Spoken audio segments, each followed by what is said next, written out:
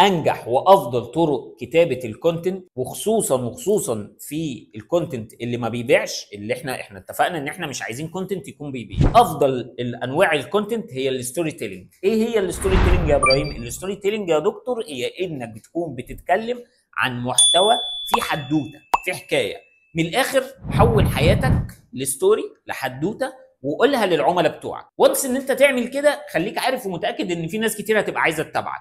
وانس ان بقى في ناس بتتابعك خليك عارف ومتاكد ان الناس ديت هتبقى عايزه تخلق ثقه بينك وبينهم علشان خاطر يجوا لك بعد كده ويبقوا عملاء محتملين. فبالتالي انا هعلمك دلوقتي في اللحظه اللي جايه ديت احنا ازاي نخلي المحتوى اللي احنا بنكتبه يكون حدوته، في شكل حدوته، فالحدوته دي تبقى جذابه اكتر للعملاء بتوعك علشان خاطر يجوا لك العياده بعد كده. ايه ده؟ هو ده الدكتور اللي حصل معاه 1 2 3 زمان وهو في ثانوي وطلع عينه علشان خاطر يخش طب، وبعد ما دخل طب حصل معاه 1 2 3. هنشوف الموضوع ده دلوقتي، بس خلينا عارفين ان الستوري تيلينج هي انجح الطرق اللي ممكن نستخدمها في كتابه المحتوى بتاعنا.